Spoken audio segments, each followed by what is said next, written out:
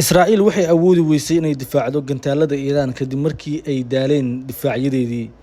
Iiraan markaan waxa ay u gudbaysaa dhanka Mareykanka waxaana ka jirta cabsi weyn gobolka California.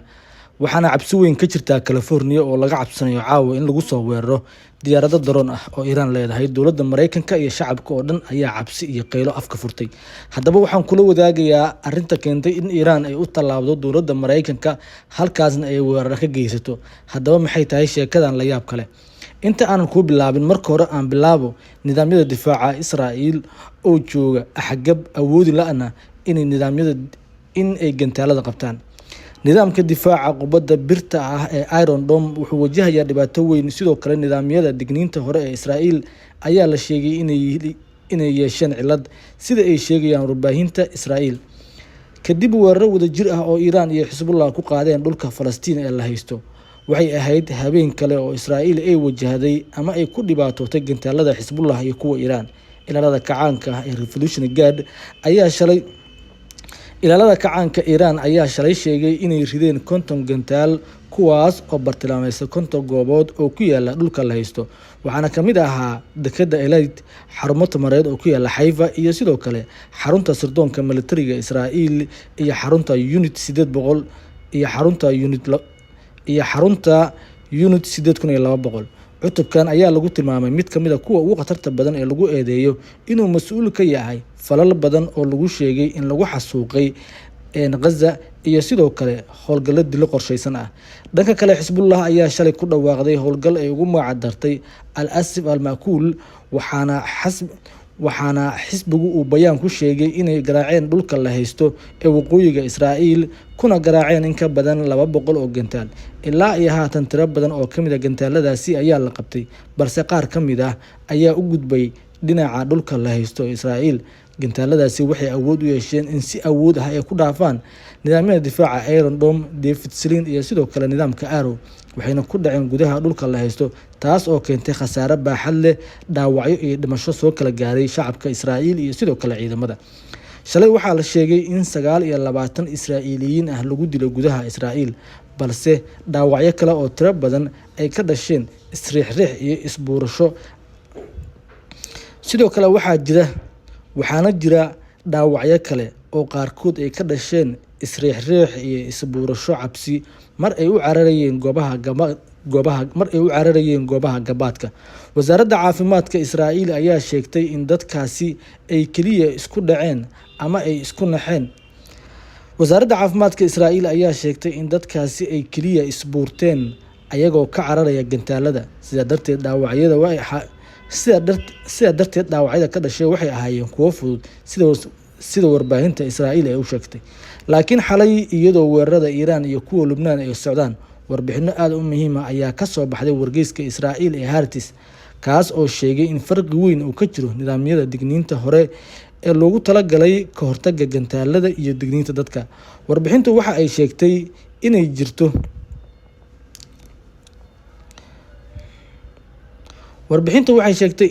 dhibaato weyn oo ku saabsan waqtiga digniinta, taas oo keentay in dadku aysan waqti ku filan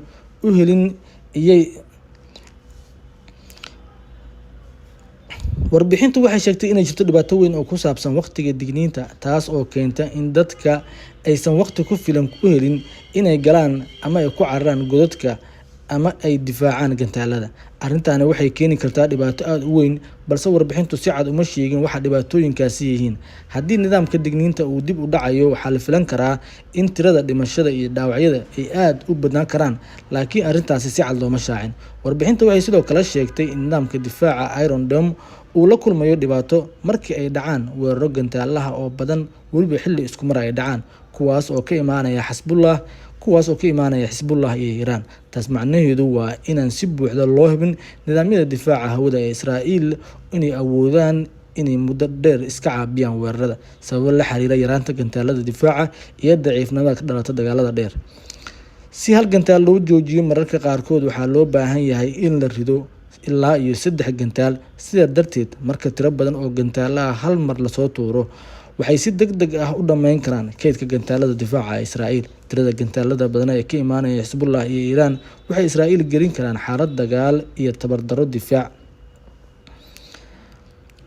tirada gantaalada badan ee ka imaanaya Xisbullah iyo Iiraan tirada gantaalada ee ka imaanaya Xisbullah iyo Iiraan waxay Israa'iil gelin karaan xaalad daal iyo tabardarro difaac, taas oo ka dhigaysa mid ay ku adkaato inay sii wado ka hortagga weerarada.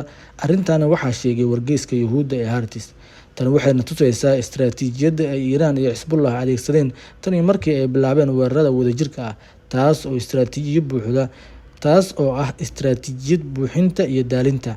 Waxaana horey loo sheegay maalmihii hore ee dagaalka in Israa'iil iyo Mareykanka ay la kulmayaan hoos u dhac weyn oo ku saabsan gantaalada difaaca hawada iyo kaydka rasaasta. Markasta oo gantaalada Iiraan, Lubnaan ama xitaa kuwa Xuutiyiintu ay sii kordhaan, nidaamyada difaaca ayaa si weyn loo daalinayaa, taas oo kordhinaysa fursadda gantaalada inay gaaraan bartilmaameedkooda, khasaarana ka dhasho.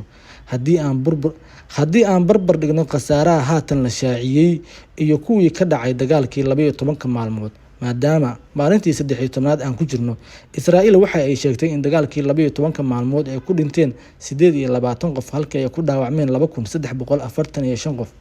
Maanta wasaaradda caafimaadka Israa'iil waxa ay sheegtay in tirada dhaawacyadu ay gaarayaan 2489 qof, taas oo ka badan tirada dagaalkii 12 maalmood. Laakiin tirada dhimashada la sheegay waa 11 qof oo kaliya, taas oo u muuqata arrin yaab badan oo aan suuragal ahayn haddii tirada dhaawacyadu ay ka badan yihiin tii hore. Caqligu wuxuu sheegayaa tirada dhimashaduna inay ka korortay tii hore, balse Israa'iil waxay ku dhaqmaysaa siyaasad qarin xakameyn warbaahineed ah.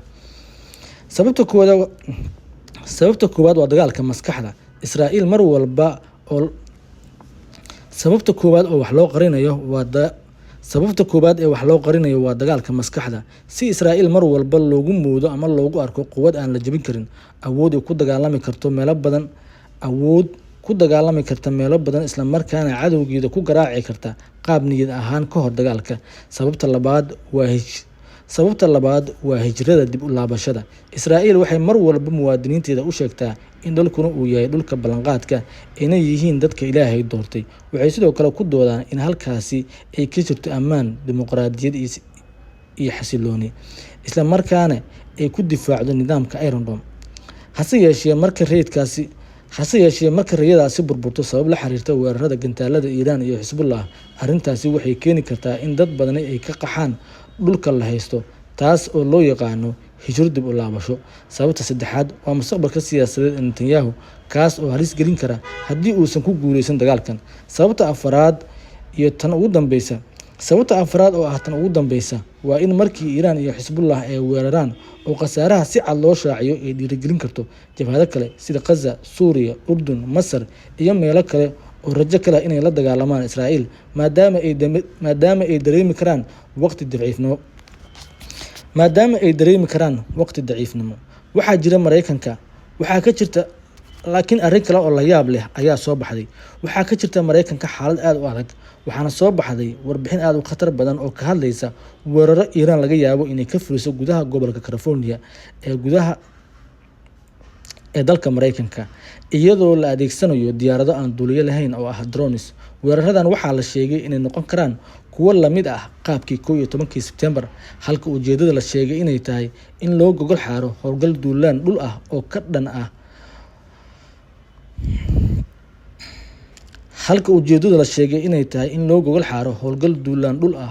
Mareykanka iyo Israa'iil ku qaadaan Iiraan.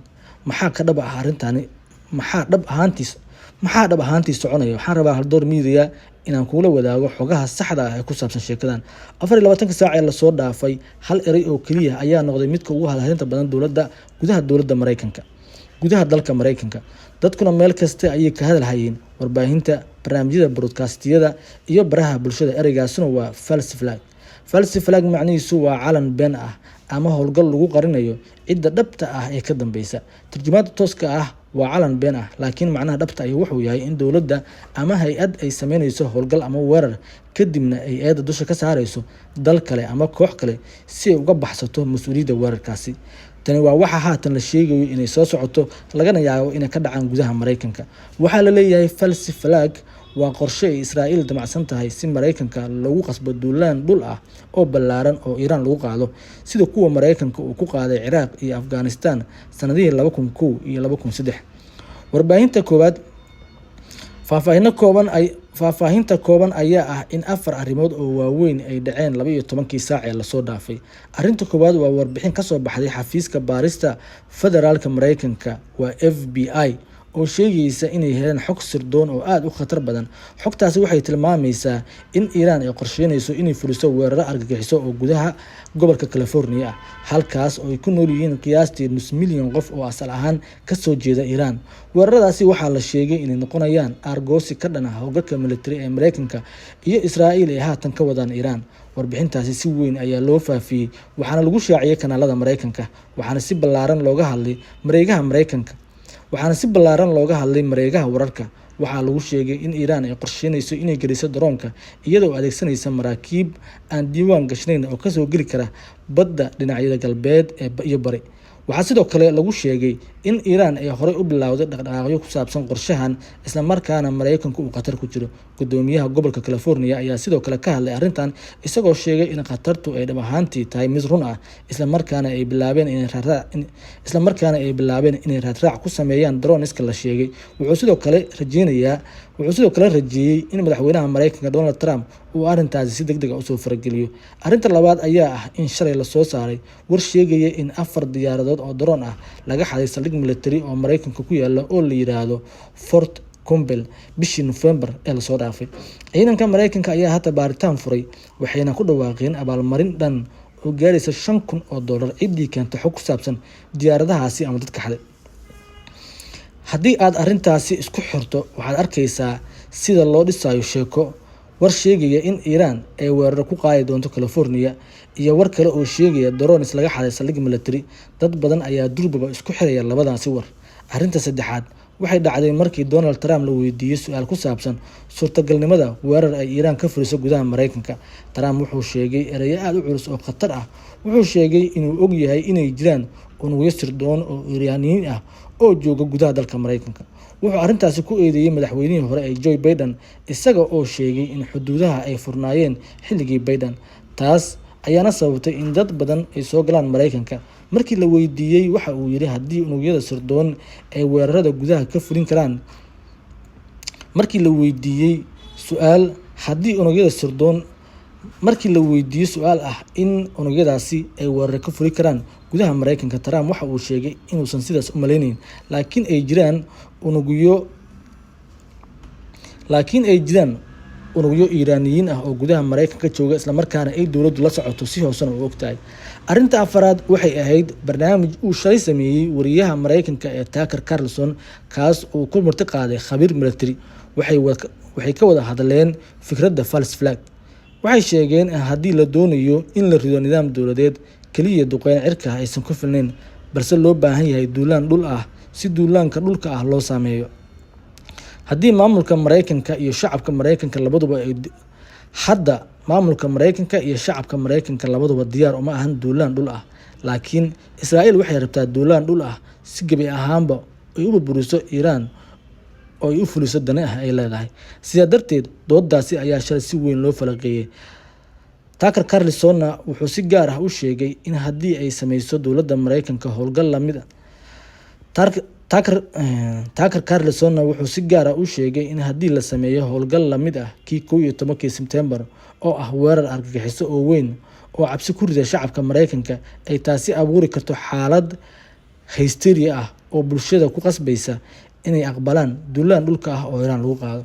Taasi waxay keeni kartaa in Mareykanka si buuxda loogu jiido dagaalka. Sidaa darteed, indhaha ayaan ku haynaa ereyga false.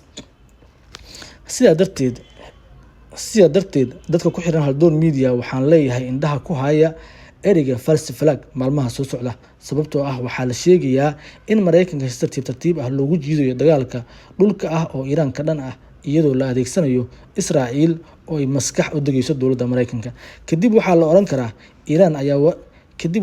karaa Iran ayaa weerarka argagixiso ka fulisay gudaha Mareykanka. Sidaa darteed, waa in Iran la weeraraa si nidaamka looga rido loogana arguto dhiigga Mareykanka, maadaama weerarkaasi la rabo dad badan oo Amerikaan ah in lagu laayo.